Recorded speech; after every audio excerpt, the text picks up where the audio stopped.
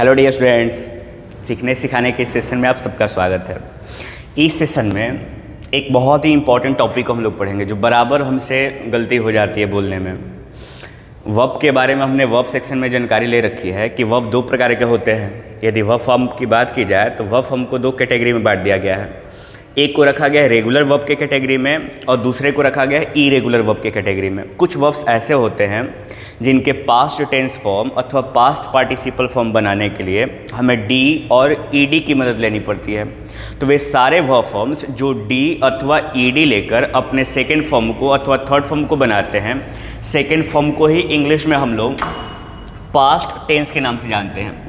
इस past tense को हम वर्ब के सेकेंड फॉर्म के नाम से जानते हैं और पास्ट पार्टिसिपल को हम लोग वर्ब के थर्ड फॉर्म के नाम से जानते हैं। तो कुछ वर्ब्स ऐसे हैं जो अपने अंत में ईडी लेकर अपना सेकेंड फॉर्म और थर्ड फॉर्म बनाते हैं। कहने का मतलब अपना पास्ट टेंस फॉर्म बनाते हैं अथवा पास्ट पार्टिसिपल फॉर्म बनाते हैं। ऐसे वर्ब्स को रेगुलर वर्ब्स कहा जाता है। जैसे प्ले में ईडी जोड़कर हम सेकेंड फॉर्म थर्ड फॉर्म बनाते हैं, पूल में ईडी जोड़कर हम सेकेंड फॉर्म थर्ड फॉर्म बनाते हैं, क्लोज में डी जोड़कर हम सेकेंड फॉर्म थर्ड फॉर्म बनाते हैं। कुछ वर्ब्स ऐसे होते हैं जिनके फर्स्ट फॉर्म के साथ हमें डी अथवा ईडी जोड़ने से सेकेंड फॉर्म और थर्ड फॉर्म नहीं प्राप्त होता है।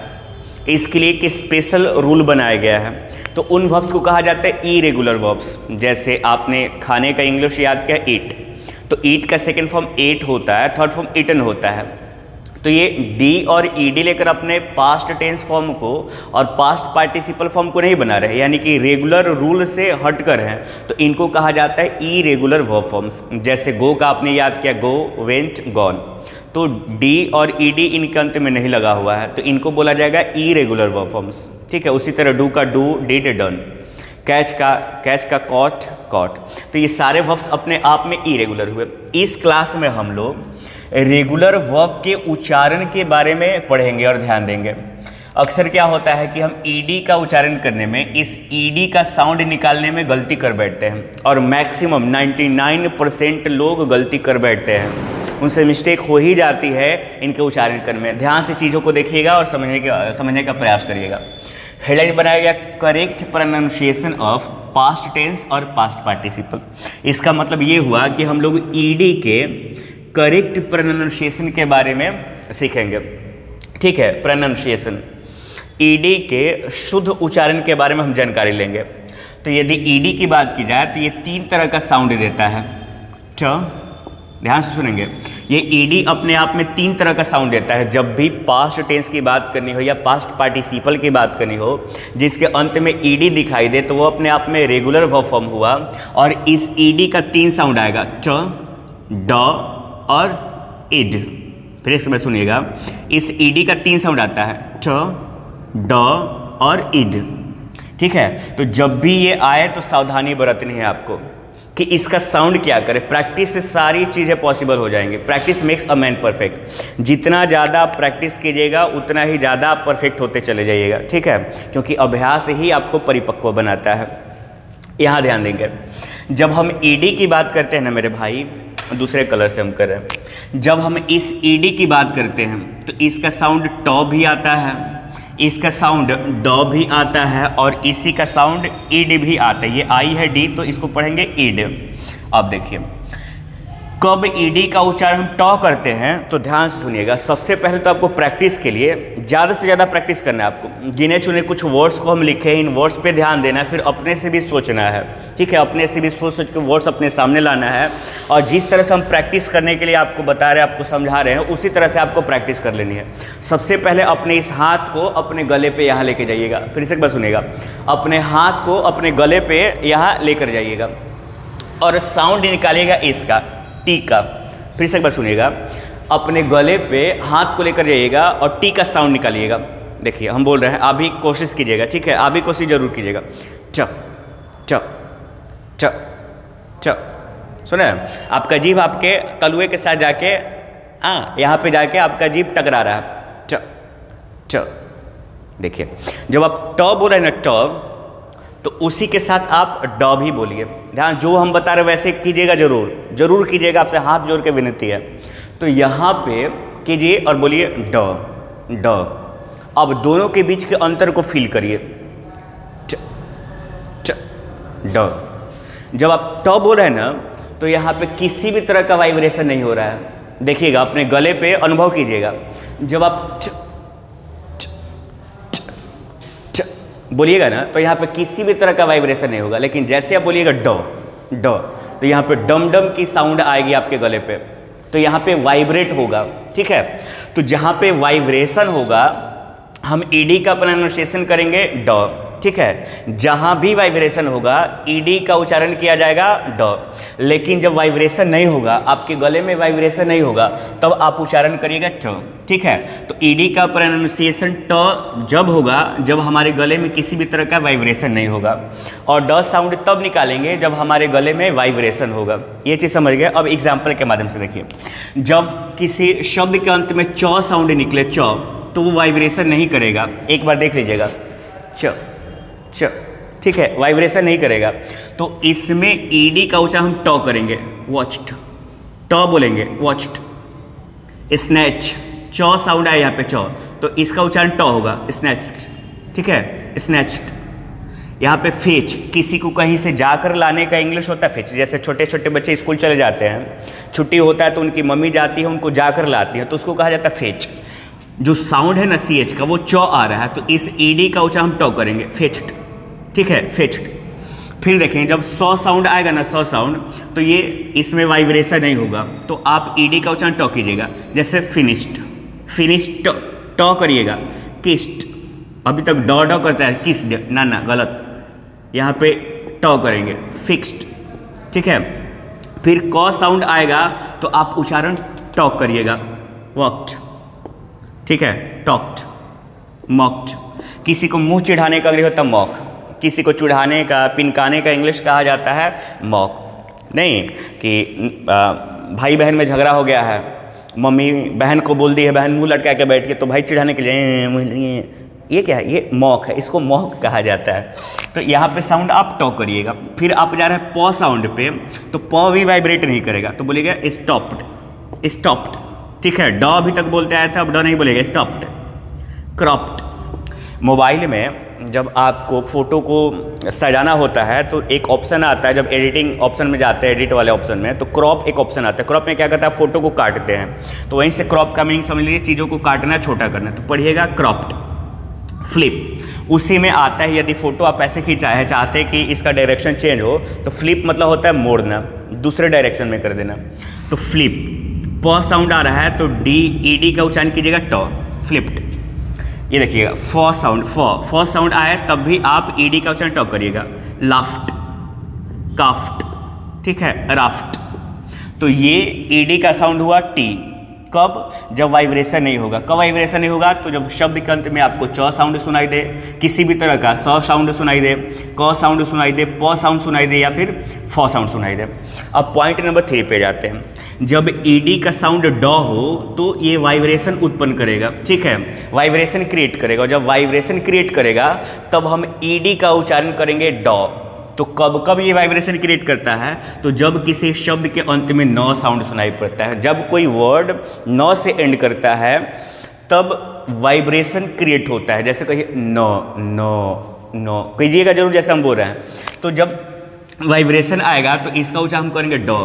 Planned, planned, cleaned. ठीक है, ज्वाइंड। जब म साउंड आएगा तब आप साउंड निकालिएगा ड। ड्रीम्ड, हालांकि ड्रीम्ड का ड्रीम्ड भी होता है, DREMT। ठीक है, ड्रीम्ड भी होता है, second form, third form, irregular verb के भी कैटेगरी में जाता है। फिर है ट्रिम्ड, ट्रिम्ड पढ़िएगा, ट्रिम्ड। ट्रिम मतलब होता है काट छाट करना, बड़े बड़े चीज़ों को काट छाट के महीनी तरीके से काटना, इसी से बना है ट्रिमर, महीन तरीके से चीज़ों को काटना। उसके बाद है कन्फॉर्म्ड, ड उच्चारण कीजिएगा, कन्फॉर्म्ड। लॉ साउंड आए ना तब आप साउंड निकालिएगा ड। जैसे पुल्ड, कॉल्ड, अवेल्ड। लाभ उठाना, किसी परिस्थिति या किसी सिचुएशन से जब हम लाभ उठाते तो बोलते हैं अवेल्ड। र साउंड निकले तब आप ड उच्चारण कीजिएगा, जैसे अपीयर्ड, अपीयर्ड, क्लियर्ड। ठीक है, कवर्ड। जब ज साउंड निकले, ज या ज, तब आप निकालिएगा ड साउंड, जैसे क्लोज्ड। ठीक है, अरेंज्ड, मैनेज्ड। जब वह साउंड आए तब भी आपको ड उच्चारण करना है। इधर कुछ नहीं ठीक तो लिखा गया है, तो यहाँ करेंगे लव्ड, लव्ड, ऑब्जर्व्ड। किसी चीज़ को बारीकी से देखने का इंग्लिश होता है ऑब्जर्व, तो बोलेंगे ऑब्जर्व्ड। कंजर्व्ड, कंजर्व मतलब किसी चीज़ को सुरक्षित रखना, बचा के रखना। जैसे बराबर हम लोग के साथ होता है कि जब हम खाना खाने के लिए बैठते हैं तो कई सारी चीज़ें हमारे आगे होती हैं और जो सबसे पसंदीदा होता है हम चाहते हैं कि बाद में खाएं। जैसे रसगुल्ला मिल गया आपको, ऐसे डेली का खाना खा रहे हैं आप, उस खाने के साथ एक दिन आपको रसगुल्ला भी मिला, तो हम क्या करते हैं कि उस रसगुल्ले को, जो सबसे बढ़िया है हालांकि कई दिनों के बाद मिला है, तो उसको हम बाद में रखते हैं, तो उसी को कहा जाता है कंजर्व। और होता है क्या है कि कोई दोस्त आया या सिस्टर आ गई या कोई भाई आ गया, उठा के खा लेता है, मन मचल के रह जाता है, नहीं हो पाता है, तो हम उसको कंजर्व करके रखते हैं, बचा के रखते हैं। तो यहाँ साउंड कीजिएगा ड, कंजर्व्ड। फिर है जब ई साउंड आए ना, ई साउंड, जैसे अग्री, ई साउंड आया ना तो आप इस ईडी का साउंड करिएगा ड, अग्रीड, डिसअग्रीड, ठीक है। एनवीड, किसी से ईर्ष्या करने का इंग्लिश होता है एनवी, एनवी। तो वाई को हटा के हम आई ई डी जोड़े हैं तो इसका साउंड होगा एनवीड। आगे है जब किसी वर्ड का एंड ए साउंड से हो तब आप ईडी साउंड करिएगा, ईडी का साउंड करिएगा ड, जैसे स्टेड, ठीक है, प्लेड, स्टे में ए आ रहा है स्टे, तो ईडी का साउंड करेंगे ड। प्ले ए पे रुक रहा है तो प्लेड बोलेंगे। एंजॉय, एंजॉय ए पे रुक रहा है तो इस ईडी का साउंड हम करेंगे ड।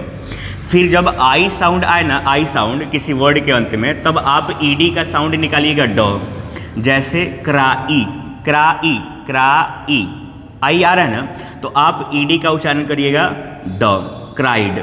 डिनाई, डी ना ई, आ ई आ रहा है तो ड उच्चारण कीजिएगा, डिनाइड। डिनाई मतलब इनकार कर देना, मना कर देना, ठीक है। फिर यहाँ पे है ट्राई, ट्राई, आ ई, तो ईडी का उच्चारण कीजिएगा ड, तो ट्राइड। उम्मीद है आप अब कंफ्यूजन नहीं होगा आपके अंदर। जब ईडी आपको दिखाई दे दे, यानी कि पास्ट टेंस के प्रोनाउंसिएशन को करने की बात है, पास्ट पार्टिसिपल के प्रोनाउंसिएशन को करने की बात है, तो आप ईडी का उच्चारण या तो ट करिएगा या तो ईडी। कब ट और कब ईडी आपको समझा दिया गया। अब लास्ट है कि ईडी का उच्चारण आईडी भी होता है, यानी कि ईड भी होता है। इस आईडी का उच्चारण ईडी भी होता है, लेकिन कब? तो जब किसी शब्द का अंतिम साउंड, जब किसी शब्द का अंतिम साउंड ट साउंड हो, यानी कि जब ये साउंड दोनों आ जाए, ये वाला साउंड और ये वाला, यानी कि वाइब्रेशन वाला हो अथवा वाइब्रेशन के बिना वाला हो, नो वाइब्रेशन वाला हो अथवा वाइब्रेशन वाला साउंड है, तब हम इस ईडी का उच्चारण ईड करते हैं। क्योंकि जब ड के साथ ड को मिलाएगा तो पढ़ ही नहीं पाइएगा। जैसे यहाँ पे कहा जाए एक्सटेंडेड, एक्सटेंडेड गड़बड़ा जाएगा, ठीक है। यहाँ बोलेंगे इन्वाइटेड, गड़बड़ा जाएगा। तो वहाँ पे ईडी करके आपके सहूलियत के लिए बना दिया गया कि वहाँ पे आप ईडी उच्चारण करिए। जब ट साउंड आए ना तो आप ईडी का उच्चारण कीजिएगा ईड। दूसरे कलर से कर दे रहे हैं। ट साउंड आए तो इस टी के साथ ईडी को जोड़ के आप उच्चारण करिएगा ईड। अब ध्यान सुनिएगा, नॉर्थ अमेरिकन एक्सेंट में क्या होता है कि जब हम टी के साथ ईडी को जोड़ते हैं ना तो ये साउंड डिड देता है, ट का साउंड नहीं किया जाता है, वहाँ पे ट का साउंड नहीं, ठीक है। डिड इसको कहा जाता है। जैसे देख लीजिए यहाँ पे लिखा है स्टार्ट और ईडी, तो यहाँ पे ट साउंड आ गया, ये टी से ट साउंड और ईडी, तो ट को ड में चेंज कर देंगे और ये तो ईड पहले से है, ठीक है। तो स्टार्टेड, स्टार्टेड, ठीक है, स्टार्टेड, ये नॉर्थ अमेरिकन एक्सेंट बता रहा है आपको। एक्सेंट मतलब उच्चारण करने का ढंग, लहजा। तो टी के साथ ईडी को मिलाते हैं तो ये ड में चेंज हो जाता है, डिड हो जाता है। ये कौन सा एक्सेंट है? तो नॉर्थ अमेरिकन एक्सेंट है, तो इसको कहिएगा स्टार्टेड, ठीक है। ये रहा इनवाइट और ईडी, तो ट साउंड अंत में ईडी को हम लोग जोड़ रहे हैं तो इसको पढ़ेंगे इनवाइटेड, इनवाइटेड। कौन सा साउंड है? North American. लेकिन यही आप जो हम मैक्सिमम फॉलो करते हैं ब्रिटिश एक्सेंट, तो ये एज इट इज होता है। ट को ट ही बोलते हैं और ईडी को ईडी बोलते हैं। जैसे स्टार्टेड, टीड, इनवाइटेड, टीड, टेड नहीं बोलिएगा, एड नहीं बोलिएगा, ईड उच्चारण होता है, ईड। तो started, invited, expected, accepted, abducted. Abduct मतलब किसी का अपहरण करना होता है। जब ये ड साउंड दे, ईडी ड साउंड दे, तब भी हम लोग ईड का ही उच्चारण करते हैं। प्रोनाउंसिएशन के रूप में हम ईड को रखते हैं। जैसे एक्सटेंड, ड साउंड आया है तो आप ईडी जोड़ दीजिए। इड तो एक्सटेंडेड, एक्सटेंड मतलब चीज़ों को आगे बढ़ाना, उसका विस्तार करना। एंडिड, एन देखिएगा इसको, एन और इसको डिड पढ़िएगा, एंडिड, ठीक है। Decided, commanded, needed. उम्मीद है आप लोग अब एक्सेंट में आपको ये आपसे मिस्टेक नहीं होगा। जब भी आप ईडी के प्रोनाउंसिएशन पे जाइएगा इन चीज़ों का ध्यान रखिएगा, और ये प्रैक्टिस करने से होगा। तो मैक्सिमम टाइम प्रैक्टिस कीजिए, पढ़ते रहिए, बढ़ते रहिए, अपना ख्याल रखिए। मिलते हैं नेक्स्ट वीडियो में। Thank you so much, bye.